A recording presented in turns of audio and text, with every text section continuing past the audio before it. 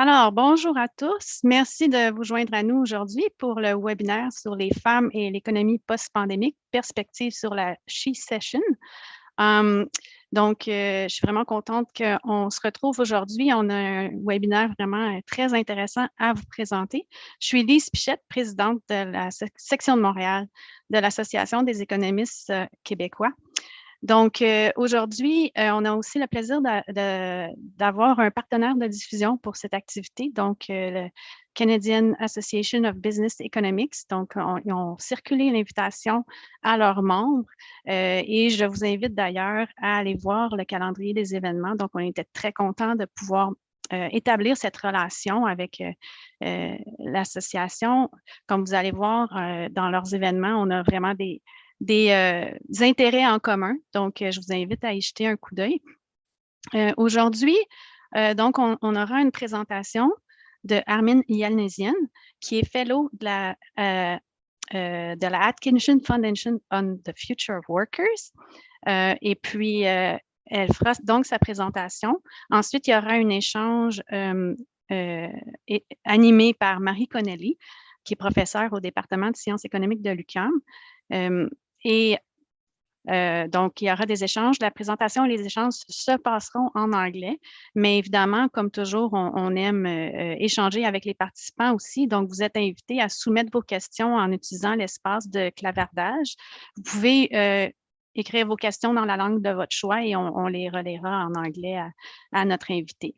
Donc, d'abord, avant de passer à la présentation en tant que telle, laissez-moi la présenter en bonne et due forme. Donc, Armine a aussi été conseillère économique principale pour le sous-ministre d'Emploi et Développement social Canada en 2018 et 2019 et est membre du groupe de travail sur les femmes et l'économie des ministres Freeland et Fortier au cours de l'année 2021. Elle a aussi contribué à façonner le projet sur les inégalités du Centre canadien de politique alternative de 2006 à 2017. Armine a été commentatrice économique pour la radio et la télévision de la CBC entre 2011 et 2018. Et elle est présentement auteure d'une chronique d'affaires bimensuelle pour le Toronto Star. Elle a aussi été présidente de la Canadian Association for Business Economics. Donc, elle est à l'origine du terme she-cession, dont il sera question aujourd'hui dans notre webinaire. Donc, je lui laisserai tout l'espace pour en discuter. Pour ce qui est de notre modératrice, donc Marie Connolly, elle est professeure titulaire au département de sciences économiques de l'Université du Québec à Montréal depuis 2009. Elle est directrice du groupe de recherche sur le capital humain. À l'UQAM, elle enseigne les statistiques et l'économétrie au premier cycle et l'économie du travail à la maîtrise. Ses travaux de recherche sont principalement de nature empirique et s'intéressent à divers sujets touchant l'économie du travail, comme par exemple la mobilité sociale, la formation du capital humain, les écarts salariaux entre les hommes et les femmes, la participation des femmes au marché du travail et l'évaluation de politiques publiques. Ces travaux ont été publiés dans le Journal of Labor Economics, le Journal of Economic Behavior and Organization et le Canadian Journal of Economics, entre autres. Elle est aussi éditrice à la revue canadienne d'économics, excusez-moi, depuis le mois de juillet 2020 et est membre du comité de direction du Centre d'études sur la pauvreté et l'exclusion sociale depuis octobre 2020. Donc, sur ce, je vais laisser la parole à notre conférencière principale, donc Armine Yalnizyan. Merci, welcome to the association. Thank you very much. Thank you, Lise. It's a great pleasure to be with you. Je ne vais pas essayer de parler en français parce que c'est sûr que je vais faire beaucoup de bêtises. Alors, je vais faire cette présentation en anglais, mais je peux comprendre les questions et je suis sûre que vous allez avoir des questions que je ne peux pas répondre. Alors, en bref, what I'm trying to do is tell you something that you're not going to read about in most places about the nature of this economic recession, which is a she-cession, which is highly unusual, and what we can learn from how Ontario and Quebec both dealt with the downturn and has recovered from it. Who's in, who's out, and who's still struggling. And I thought that was going to be an easy start for the next slide. This is the overview for what you're going to hear in the next few minutes. First of all, I won't be comparing everything for Ontario and Quebec, but I will try and do so as frequently as possible in the 20 minutes I've got. I want to talk about how we got here and the pre-COVID trends, the nature of the she-cession, the nature of the she-covery, and most importantly, since we are all economists trying to navigate our way through the post-pandemic period, what is next? Overall, the big issue in population aging is how many babies we are having. And here on the left side, we are looking at Canada as a whole from 1971 to 2021, 50 years of data showing that the level of, I won't say fertility, but birth rate rises and falls with labor market trends, which rise and fall with economic fortunes. And you will see that the negative rate in 1997 is an outlier because 1997 was actually the beginning of a very protracted period of growth in the labor market after a very protracted period of no growth in the labor market. That drop in the fertility rate is absolutely connected to the beginning of the super cycle, the commodity super cycle, where people within Canada, males within Canada, were leaving Nova Scotia, Newfoundland and Labrador, Saskatchewan to go to Alberta where there were labor shortages. So consequently, they had less time to make babies. That's why that's dropped in 1997, but every other peak and trough follows periods of economic busts and booms in the number and types of jobs that are available. On the right-hand side of this slide, you will see that the territory, it's hard to see, isn't it? But you will get these slides and you can check them out. You will see that the territories always have been the highest birth rate, but everybody's birth rates are falling. Nunavut's remains the highest at the moment, but it too is declining. I was shocked when I saw this chart because Quebec had one of the lowest birth rates in 1971. It didn't fall as rapidly as other jurisdictions, but it too is on the downturn. And it did the worst in terms of its own population, like the fastest decline in birth rates in Quebec was from the mid 80s to close to the 2000s. And then it's kind of leveled out. But of course, nobody wants to have babies anymore because they're too expensive, aren't they? Anyway, same thing with Ontario, but starting from a higher level. We're about at the same rate. The big surprise in this story is Newfoundland and Labrador, which among the provinces started off with the highest birth rate and has fallen to the lowest birth rate. Welcome to population aging. It's the big story of our time. In the context of population aging, we have women working more and men working less. Here you can see how much more aggressive this trend is in Quebec. For all women aged 15 and older. And in both provinces, you're seeing men working less over time, but that has flattened out earlier and stayed flat for longer in Quebec. When you look only at the prime age factors, that's where the story is. It's prime age women driving trends and nowhere more than in Quebec, and nowhere more importantly than in Quebec because of public policies that have made it easier for women to both build human capital because of low post-secondary education tuitions and deploy that capital because of low-cost childcare, which is heavily subsidized by the state. You will see that in Ontario, the trends didn't change that much since 2000, even though there was a significant increase in employment of prime age women, but that it has been the pandemic took a real beating out of both men and women, and women have rebounded more, but we're going to get into that story in a second. I want to tell you why I came up with he-cession versus she-cession. In 2008-9, the New York Times wrote a piece about the global financial crisis being a he-cession. And I thought to myself, all recessions are he-cessions. So I decided I would graph that for you. And here we go. In the months of job loss from the pre-decline to the trough of the decline, Canada lost 529,000 jobs in the 81-82 recession. 93% of those lost jobs were by men. A bit of a more moderate thing happening in the 1990s. It took longer, but it was just like a slow car crash of losing 421,000 jobs in the early 1990s recession. Men accounted for 94% of those jobs lost.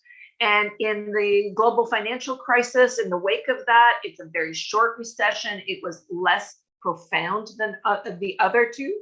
But again, men took the majority of those job losses. This time it's different. In the opening month of the she-cession, when we locked down services in particular, we saw women taking 63% of the job losses. Men caught up, but women have significantly had more of a share of job loss than men, and that accelerated again in spring in the next wave, the big wave of the spring of last year. And you will note that the job loss numbers are enormous compared to anything.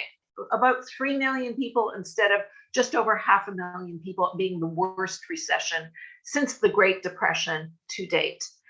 You will see also that it ends in the fall when kids go back to school around the country.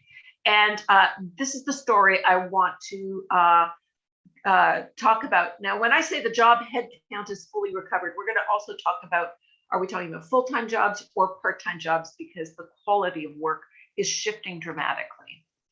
So the question I ask every month when the labor force survey comes out is the she-cession over? And this takes us up to the most recent data, seasonally adjusted data from February 2020 to December 2021. This is the gold standard. It looks at what is happening to men and women aged 15 and over. This is how we've always talked about labor force trends, 15 plus.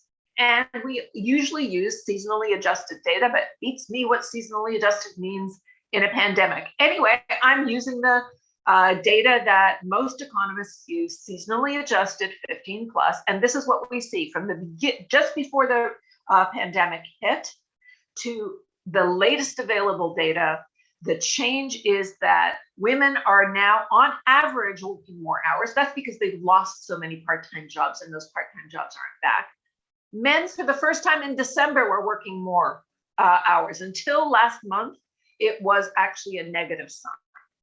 Men also are having more full-time jobs as of December 2021, which is great news because, again, that was a negative sign for most of the last, 23 months, 22 months, I guess. And women are working full-time. Women are working less part-time. And so that trade-off between full-time and part-time, this is a percentage change. Many more women work part-time than men, but this is a very big growth for men. And it is also the smallest growth in the last few months. So that is what is accounting for the hours changed. And you should know that women are going from part-time work to full-time work in the same sector, mostly the care economy, which is health and education. Men are going mostly from full-time work to part-time work, or where until this last month, in traditionally blue-collar categories like construction and transportation. I'm now going to go to the employment rate. When you look at 15 plus, that is everybody older than 15, and it includes people over the age of 65, you see that the employment rate is falling. That is because the biggest growth demographically has been for those over the age of 65, and the pandemic poured accelerant on what was going to happen anyway. More people are retiring. Now we're seeing in the United States that there is some unretirement happening. People that took early retirement are coming back.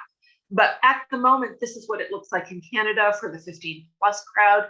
The labor force is slightly bigger than it was before. That's because more prime aged people are working. You'll see that in a minute. More people are not in the labor force, again, primarily because of the over 65 crowd, but you'll see a little wrinkle in that story next. And the participation rate is slightly more down for women than men. So let's dig into this. Who is still missing in action? So that was 15 plus. Now let's break it down by age groups. let's look at the typical group that does terribly in a recession. And here we see that 15 to 24-year-olds, yes, men are doing worse, but not too much worse. They've lost 10,000 jobs compared to February of 2020. Women have done better. This is highly unusual because the sectors that young women traditionally work in have not fully been restored. The best recovery has been for prime age workers, 25 to 54 years old. Men are doing great, women are doing great, much better than they were in February of 2020. But when it comes to the older worker, both men and women are doing worse. The older you get, the worse it is. And far more older women are dropping out than men, both proportionate to their population and proportionate to the position they had in the labor market prior to the pandemic. What is going on? Let's dig into it a little bit, comparing Ontario and Quebec. I found this absolutely striking. And I think what is happening in Quebec with the loss of work for young men is that your immigration numbers are so much lower there. That has been driving the population growth in that group for about a decade now. And we didn't have those people in Quebec, but we did in Ontario, which is fascinating in this window. Again, in Ontario, prime age women are doing better than prime age men. Why is that? And why isn't Quebec doing the same thing? We're going to dig into that in a minute. And here's the big story. 55 to 64-year-olds, let's just take out the 65 and overs. Let's assume that they are the biggest problem, and who knows why they're not in the labor market. Maybe that's not relevant, but most people aged 55 to 64 are not ready to retire. This is the population of the baby boomers that is most likely to have early retirement benefits, but also most likely to not have savings to be able to retire. The baby boomers are highly polarized in their ability to retire and their earnings. So that's what we are witnessing here. And it is highly disturbing that women in this age, who are often at the peak of their careers because they started their careers later, are stepping out of the labor market. And it isn't all retirements, but our data does not permit us to say, is it because they are retiring? Is it because the jobs haven't come back that they had in February of 2020? Is it because they are helping their prime age children keep their jobs because there's not enough school-aged care or childcare? I've been saying since the summer of 2020, there will be no recovery without a she-covery because women made up 50% of payroll when we went into this recession. They took up half the working group that delivers GDP to your bottom line. But there is also no possibility of she-covery if we don't have childcare. Well, am I right or am I wrong? Compare Ontario and Quebec. And I'm going to show you these two graphs because it's busy. This is like a Monet thing I want you to do. It's very impressionistic. Just take a very quick look comparing Quebec and Ontario. In this grouping of 4 charts, the top left is kids before they enter school. The one right below it is kids in school up to the age of 12. In other words, needing childcare. Then there's the teenagers, and then there's the people without any children at all. In Ontario, and in Quebec, it's the people that don't have kids that are doing the best. That's not a surprise. But in Ontario, the people with preschoolers are doing that, at least 0 to 5-year-olds are doing better than in Quebec. But I thought it was Quebec that had the childcare. How about 6 to 12-year-olds, the school age? Well, it took in Ontario, it took till the last couple of months for women to catch up to men and actually just get back to where they were in February of 2020 in terms of employment, the number of people employed in the prime age group with children. But we're just still hovering around the 0% mark. So really struggling. Quebec is doing better. Quebec is doing a little bit better, but again, it's just since the fall, and the inflection point you can see in December is problematic because that's, we don't know what's going to happen in January, but that's Omicron. Teenagers, I'm not even going to count them. So let's look at this a little bit more carefully.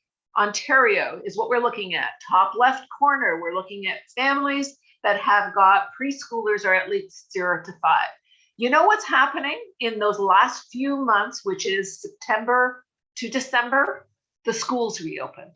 And in Ontario, the province provides free full-day junior kindergarten to all children, and 88% of 4-year-olds and 92% of 5-year-olds take advantage of that. It isn't childcare, and it isn't enough for working parents because it's only 6.5 hours a day, but it's free from Monday to Friday for 6.5 hours. It's in a neighborhood near you, and if you can't walk there, there's a bus that will take you there. So that's why the high uptake. When it comes to school-age children, though, that's the one right below the 0 to 5 and 6 to 12. When it comes to school age, we're barely where we were at the beginning of this process. And I'm indexing things to December of 2019 because these are custom tabulations using unadjusted series of data. So the only way you can really compare things over time is by anchoring it to a similar point. So really, I should be just showing you the two endpoints, but I wanted you to see how things changed compared to December 2019, which is pre-pandemic. So we're barely where we were 2 years ago, though we have more people in this age group. I found that interesting. And you can see that women are doing better than men when they don't have kids in the prime age group. Fascinating, to me anyway. I'm going to now go to Quebec. Well, really, you've been hovering around this line for a while, and I'm not seeing anything that says having schools available or having childcare available has made much of a difference one way or another. But I would love to have a conversation with you folks about why this might be happening. Again, you can see in the 6 to 12-year-olds that when schools were firmly reopened, the labor force participation rate, the employment of prime age workers went up a little bit in the last 3 months, and just marginally ahead of where they were in December of 2019. Again, for people without children, that's the biggest change, and it continues to improve, but just moderately. So now I want to talk to you briefly about what might be coming next. And this isn't about she-cession or she-covery, or not directly. I want to talk to you about population aging, because the ratio of workers to pensioners in Canada is going to go from where we're at right now, which is just over 3.5 workers, to in just a few years, we're going to have only 3 to 1 workers, and it's going to get worse. We're moving from decades of labor surpluses to decades of labor shortages. That's what this chart is telling us. The dependency ratio in Canada is going to be at the same, and dependency ratio is the number of workers supporting people that are too young or too old to work. So the previous chart was just the elderly. Now I'm showing you, if you've got people too young and too old to work, how many working age adults are there to lift everybody up? And it's going to be 1.7 working age adults by 2025. That's across the country. So it's the same dependency. Like, people lose their minds saying, oh, this has never happened before. It did. It happened in the 1960s. But back in the 1960s, we had more than double the GDP growth in the background. And back in the 1960s, we had kids that were going to be coming on track. So the bright blue area is the number of children. And you can see with falling fertility rates and longer life expectancy, knock on wood, we are looking at decades of this story. Canada is not alone. In fact, Canada is better off than other nations. Japan is, of course, the leader that we all talk about. This is a chart from The Economist, but South Korea is now actually the leader in population aging most rapidly. And China will be on that deck very shortly because of its one-child policy from the 1980s. It is happening around the world. The working age population is a shrinking cohort. So we will all be competing for newcomers. And this might surprise you, but based on the most recent data that is possible to get from January to November of 2021, so not even a complete year, and the numbers were ticking up in December, based on administrative data, we admitted almost 1.2 million newcomers to this country, but only 31% were permitted to stay permanently. This should shock you if it doesn't.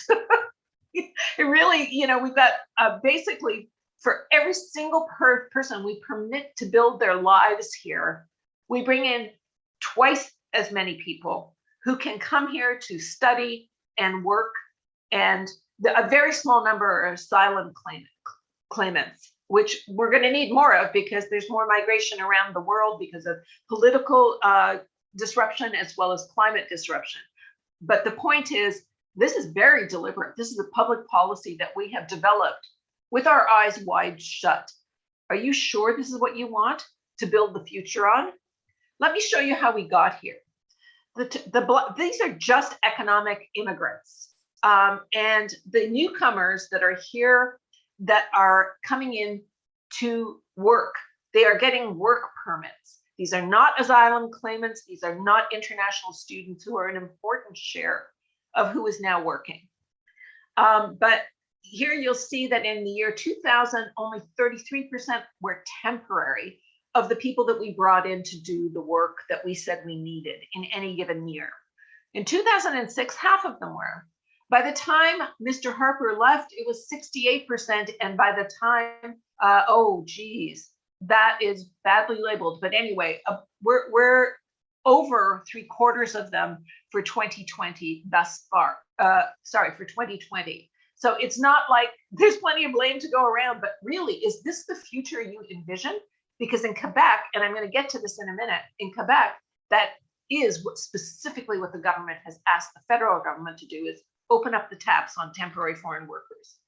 Here's what this looks like for Canada throughout the recession. So as usual, the people that get hurt the most in a downturn are the people with the least status. And that's what you see in the gray line. Those are migrant workers. I've got a definition of how this number is calculated in the sources section at the back. So before the pandemic hit, we were seeing a growth in the use of migrant workers. They got hard hit in the recession, but when they bounced back, they are now working at a far higher rate than they were in December 19, which is the comparable month because of seasonality of this work. Okay, same thing with recent immigrants. Here, they are all landed. They are permanent residents. The group that has not quite hit back the 100% level is the people born in Canada. And this is precisely because of population aging. There's more people that are retiring. We know we are entering a period of chronic labor shortage. The biggest labor shortage is going to be female-dominated jobs in the care economy. It already accounts for 12.3% of GDP, over 1 in 5 jobs. It is an aging workforce, and there is growing demand. Already, there is more unfilled jobs vacancies, up by over 50% in hospitals and about 50% in residential care facilities. We're not even talking about the expansion of early learning and childcare. This is exactly why Quebec asked the federal government to increase the amount of temporary foreign workers that could be brought in, everything from registered nurses to orderlies and personal care workers, as temporary foreign workers, and got the federal government to increase the threshold that could be in a single workplace from 10% to 20% of the workforce. The same thing is happening in construction. It's a smaller share of GDP, but it's a male-dominated job that we know is going to be, there's a lot of people exiting because they're older workers. And it is estimated that we're going to have, we are dealing with a 307,000 person shortfall in just a few years. So we can choose what kind of solutions we have here. We can choose whether we want to actually have a made in Canada solution or an imported solution. And if we import the solution, which is what we traditionally do, are we going to bring in temporary people to do the job? Are we going to increase the number of permanent residents to do the job? But we do know that we're going to need more people to do the job. And frankly, there's an opportunity here to up the labor force participation rate and successful labor force participation rates and employment rates of groups of Canadians that have been historically sidelined. I'm talking about Indigenous people, disabled communities, racialized minorities. We have an opportunity just staring us in the face to actually improve labor force outcomes because of these labor shortage pressures. So the question is, will we snatch defeat from the jaws of victory? Because the care economy is a powerhouse, economically speaking, guaranteed to grow. We have an opportunity to use it as the foundation for the middle class of the early 21st century, just like manufacturing was in the 50s to the 70s. 70% of workers in education and 80% of workers in health and social assistance are women, even higher share of registered nurses and caregivers. And we have seen the pandemic shine a light on the fact that this part of the economy, the care economy, is both foundational to the other part of the economy and not like the other economy. It's essential work. We can't get to the job of doing the so-called GDP work, and often this work is very devalued. So we have the opportunity to make every job a good job. We also have the opportunity to cave in to the pressure to get the cheapest price possible. It's the Zellers. I don't know if you guys have Zellers or had Zellers in Quebec, but the lowest price is the law. It's a slogan from the 1990s that we can't seem to ditch. That is it. That is all. I'm looking forward to our conversation. Thank you very much for your time. Well, thank you very much, Armine. This was very interesting and very fascinating. And as an academic, we spend a lot of time writing complicated papers, but sometimes just presenting, I was going to say simple facts, maybe not that simple, but just simple trends, really descriptive statistics has a high value because it gets us to ask questions and trying to figure out what happens. So thank you. And I believe there was a question from the audience asking if your deck of slides is going to be available. And I believe the answer is yes. I don't know through which means because I'm not the organizer, but I believe the answer is yes. 100%. Yes. So we have some time now for a little bit of discussion before we open up the floor to the audience for more questions. And there's so much stuff in your presentation, and I do want to highlight a few things, but I want to start with maybe the more technical question, because I was looking at your slides and I wasn't sure how you were defining a certain thing. And in your slide where you had Quebec and Ontario and those 4 graphs by the age of the child, what was it that you were representing on the y-axis? Because it was employment change, employment deviation, I believe. It was indexed to, so, you know, when you use unadjusted data, which is the only way we get this stuff from the raw data, when you use unadjusted data, you have to index to something. So we index to the most recent data point to see where we're at now, to the same month in a pre-pandemic year, and that's December 2019. So everything's indexed to December 2019. How did it change during the pandemic? How did it change? Well, we're still in the pandemic, but how has it changed in the worst part of the pandemic and now in this kind of last few months of recovery? So I was curious why, like we saw, like for parents, we didn't see much change, but we don't see a dip at the beginning of the recession. So where is that dip? Or where is employment loss represented in that? It's a fascinating question. Why isn't there more of a dip? And I cannot answer that question for you. You know, why is it that prime age, were they able to hang on because of the wage subsidy for employers, the Canadian employment wage subsidy? Were they able to maintain their employment status? Do more people aged 25 to 54 have the type of jobs they can do from home? I don't know what the answer is to the question. It is really a bizarre picture that is there. And, you know, a lot of women would have had part-time work, especially women with children 0 to 5. And maybe that part-time work was easier to hang on to, but I really cannot answer your question. Right. Great question. I'm going to do a shameless plug for one of my own papers that is due to come out in a special COVID edition of the Canadian Journal of Economics, where with co-authors, we looked at the effect of school reopenings on parental work, and really we were interested in the effect of school closings, because we were all home stuck with our children when the kids were had to be homeschooled. But the reason why we call it school reopenings is that we use a technique where we compare places where school had just reopened at the beginning, not the end of the pandemic. I was going to say at the beginning of the pandemic, like at the first wave when schools had closed, and then they started reopening. And so we compare before and after the school reopened.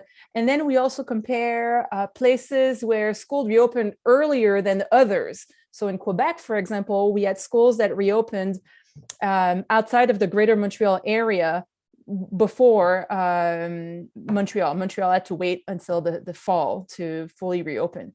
And so we use this, and what we do find is actually significant impacts of school reopenings in terms of employment rates. And especially in the labor force survey, you can look at who's employed and absent from work separately than who's employed and at work. And the employed and at work, meaning not only do you have a job, but you're actually showing up for work, was 18.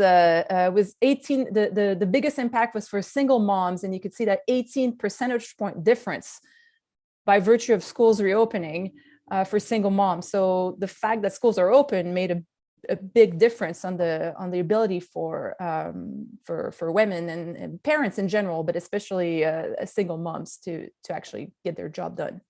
I can't wait to read your piece, but definitely what you're saying is at the macro level showing up, because the biggest recovery has been since September. But it would be a double whammy, to be honest with you. It would be a double whammy of the schools reopening by and large across the country this last fall. And loosening of restrictions until Omicron. So we don't know what the January data is going to look like. Thus far, is December 2021 is the best data point that we've got in like all this time, and it looks pretty good, right? But like we're not through this yet. No, the fall was good. Though, what's fascinating, though, is the resilience of parents with kids, given everything that has happened. So I'm not surprised at your findings, and it is replicated all over the place. And it's actually significant that single moms would get back to work as soon as schools were open, because they don't have another source. By and large, they don't have another source of income. Yeah, definitely.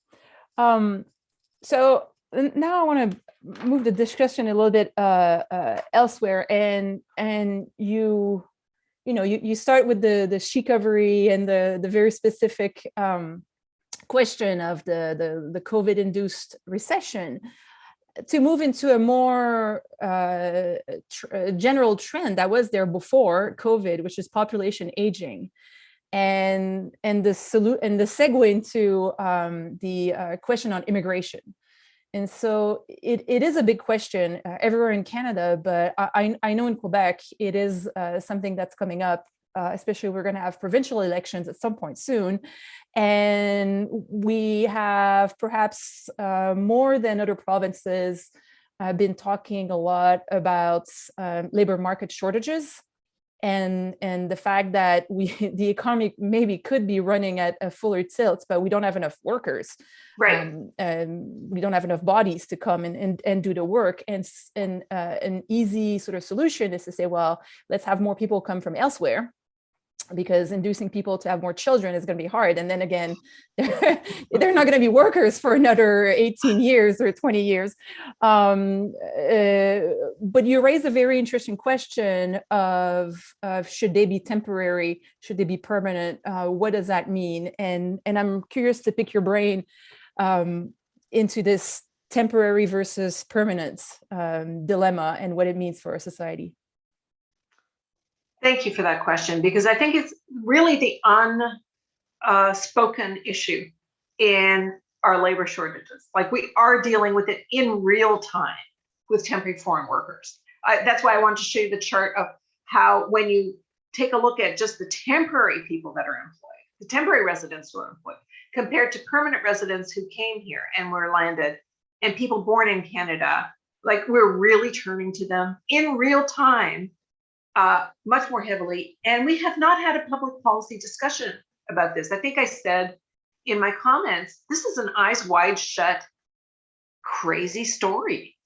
And Quebec is leading this path by negotiating a deal with the federal government in August to open up the taps for temporary foreign workers in the area where we need labor the most to just live life. Forget about growing GDP. If you don't have healthcare workers, if you don't have childcare workers, if you don't have personal care workers, what are you going to do with the people that are too old and too young to work? People that are too sick to work? Like it just doesn't work. So, and there's plenty of people in Quebec that don't want to deal with the elderly and don't want to work with children. So is the answer immigration or is the answer temporary foreign work? And the one thing that I did not have in this thing that I showed you is there are pathways to permanence for temporary foreign workers, mostly for high-skilled workers. But what we're talking about is low-skilled work that we're turning to people to do. And sometimes we're just calling things low skill when they're low paid. And that is often the issue in the care economy, that women's work is done that is absolutely critical to propping up everything else that we do. They do the care work so we can do the other work, right? But we don't pay them.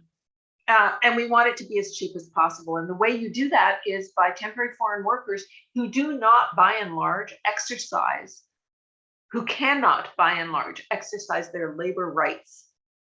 The minute they do, they can get deported. So, or they don't have the time or the money or the knowledge of the system to exercise those rights. So it's a different form of contagion that we're unleashing in society.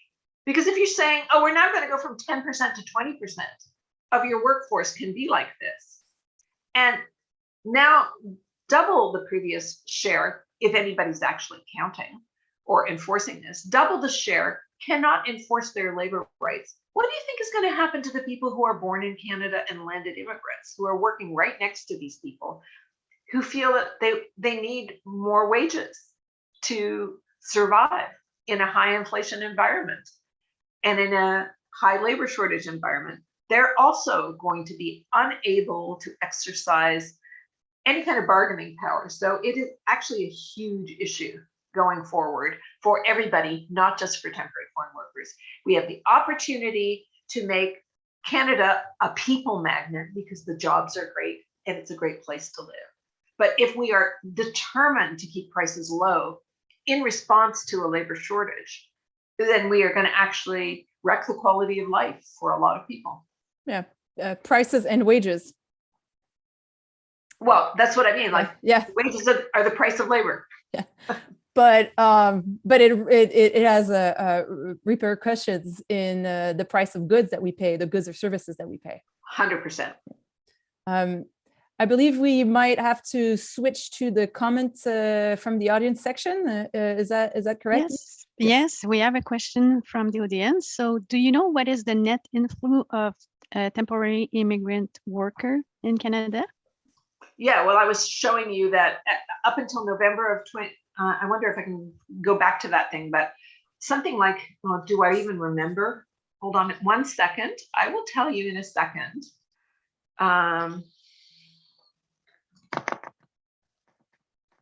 What the net inflow was from January to November of 2021, we had over 812,000 people entering Canada as a temporary entrant. 100,000 were temporary foreign workers through that program. Almost 400,000 were international study permits, notwithstanding this is a pandemic year. Almost 300,000 through the international mobility program, and almost 20,000 asylum claimants. I rounded all of the numbers so they won't add up to 812, but roughly that. Meanwhile, we only brought in 361,000 people as as permanent residents. We permitted them to stay in the country and build their lives. So there's a real disconnect here, because often when we talk about we need more newcomers, we're only talking about the immigrants. It's like these other guys are invisible. They're not even part of the calculation. And that is something that happens in journalism. It's something that happens with academics. It's something that happens with experts, policy experts, and it's definitely something that happens with politicians. In fact, if you ask me, I'm going to wade into political territory here. I think Legault does not want more immigration. I think there is an anti-immigration sentiment, but they need workers. So the solution is temporary foreign workers. So you can turn off the tap anytime you want. So I think it's actually a political ploy that nobody is discussing out loud. I think we should.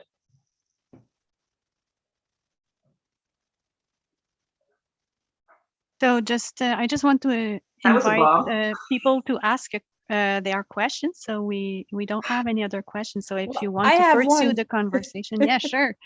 I have one. You were talking about made in Canada solutions. So I wondered what you meant. You talked a little bit about getting more disabled and Indigenous people involved in the labor market, and I was wondering if that's what you meant, or what you meant by that.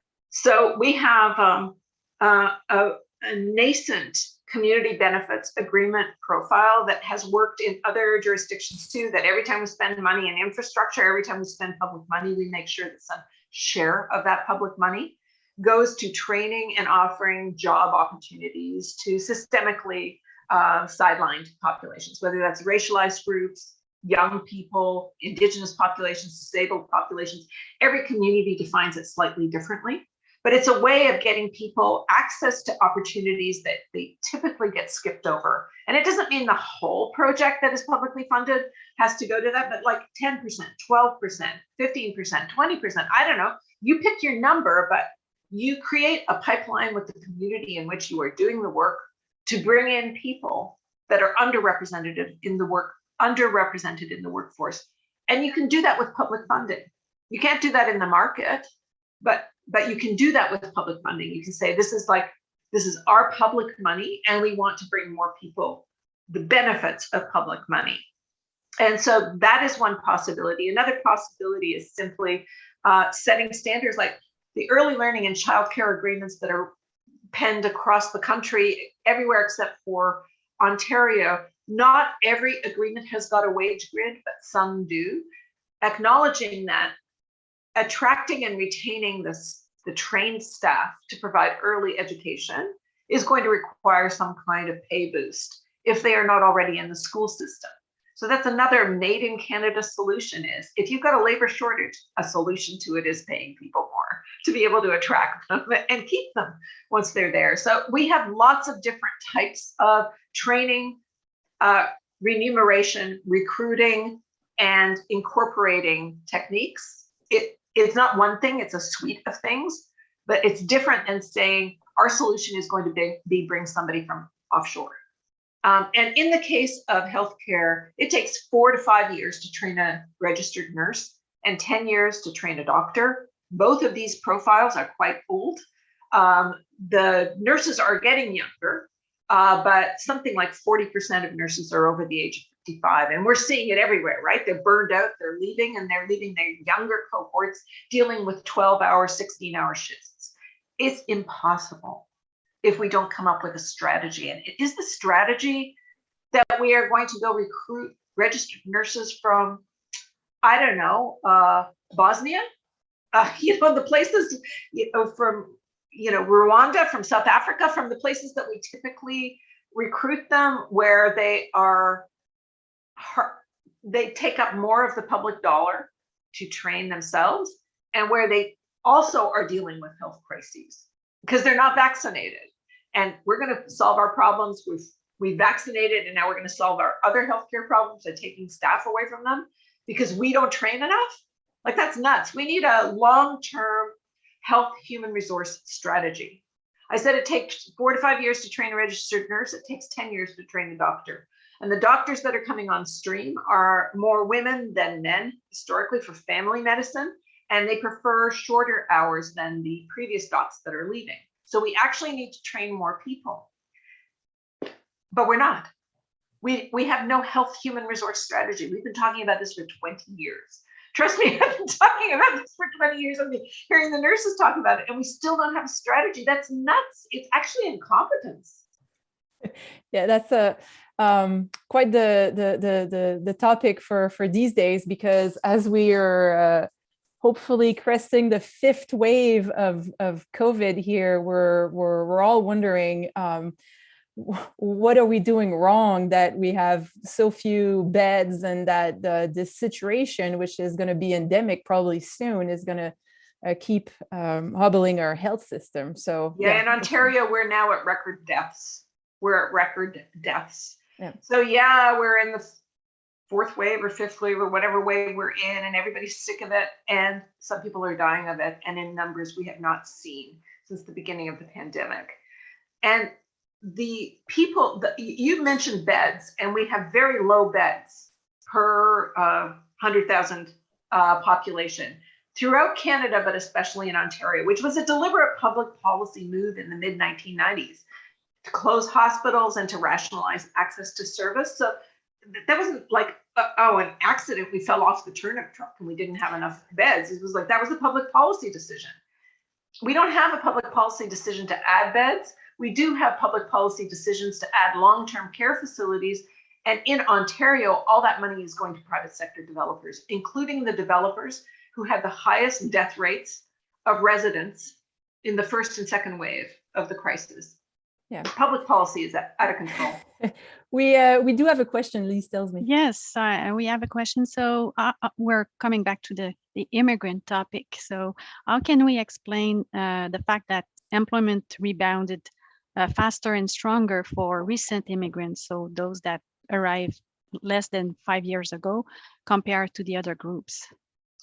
So great question. Recent immigrants in the course of the pandemic, and particularly in the last calendar year, in 2021, the acceleration of those here less than 5 years is primarily from the transition from temporary to permanent status, which was a one-off public policy decision at the federal level to get their immigration target up to the 350,000 level. So they took the people who were already here and transitioned them from temporary status to permanent status, and presto bango, you've got all these immigrants. But that isn't a permanent transition pathway. It isn't a permanent program, which is nuts, but it's not. So that's the reason why more recent immigrants have been getting more employment, because a whole bunch of them used to be temporary residents. Someone is also asking about child care. So whether this had an impact on the recovery, or will have an impact on the recovery. But you showed some charts that are a bit striking on that, no? The fact that, I mean, as I said when I was presenting those charts, I have been saying since the summer of 2020, no recovery without a she-covery, no she-covery without childcare. As I said when I presented the chart, women were 50% of payroll going into this recession. We can't have a full recovery without women being 50% of payroll again. And I thought the block was going to be childcare. I know that we have lost capacity to serve our youngest children. I have talked to many different communities in Ontario about this. In a small town like Muskoka, they went from they rely on licensed home care there, not childcare centers. They went from 20 licensed home care centers to 3 during the pandemic. So it's a natural bottleneck for women getting back into the labor market. In Kitchener-Waterloo, they are operating at 69% of pre-pandemic capacity in the licensed centers that the municipality governs. In the city of Toronto, in municipal centers, at one point they were operating at 25%. I don't know what the number is now. We know we've got less than we had before. So I don't understand how these numbers look. Well, at the same time, Armine, you showed us that older women potentially grandmothers, you said it yourself, were retiring or exiting the labor market, potentially to watch over. Potentially. I mean, that's one explanation, but as I said, the labor force survey doesn't permit us to analyze it in any way. It could be that. It could be that older women, 55 plus, work in the type of businesses in the service sector that were shut down, that were so marginal that they didn't reopen. It could be more women 55 plus are taking early retirement in health and education. I don't know what combination of things to attribute. Like, I don't know what the valences are. I don't know what the weights are to these different reasons. It could be it's obviously some combination of all of them, but I don't know how much of it is the grandma effect. But that, to me, that's a kind of like, maybe that explains why the prime age workers are there. Anecdotally, I certainly know that's been happening.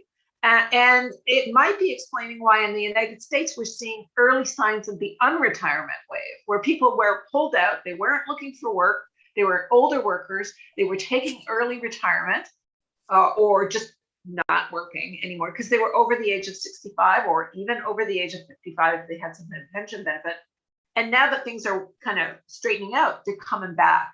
And we know that in Quebec and in other provinces, anybody that's dealing with a critical labor shortage is begging retired workers to come back. So we may see a reversal of this thing, especially if care facilities kind of get back up and running at full capacity, much less expanding, which is what these early learning and childcare agreements is hoping for. But we don't even know what foundation we're building on. We're certainly not where we were in March 31st, 2020, which is the latest data. And we do not we have the worst data in the world on early learning and childcare. So I think we'll have to stop here. It's almost 1:30. So I really want to thank you, Armine. That was a very nice presentation. And as Marie said, just looking at data, sometimes we can extract very, very interesting facts and better understand what's going on. So it was very, I personally very appreciated your presentation.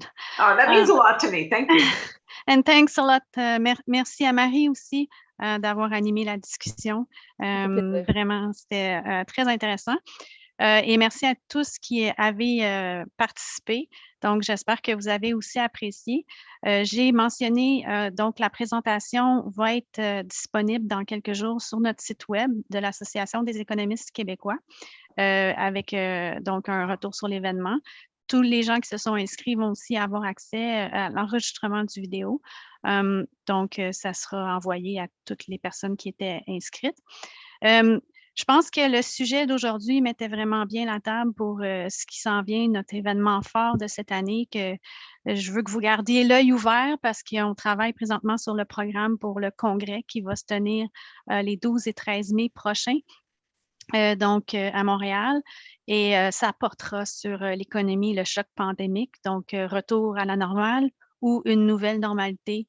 Donc, on va essayer de voir, aller encore plus loin et considérer plusieurs autres aspects des effets et des séquelles de la pandémie. Donc, vous allez être conviés, évidemment. Donc, surveillez les annonces qui seront faites dans les prochaines semaines. Donc, merci encore, Armine. Merci, Marie. Au plaisir de vous revoir. Merci, bonne journée.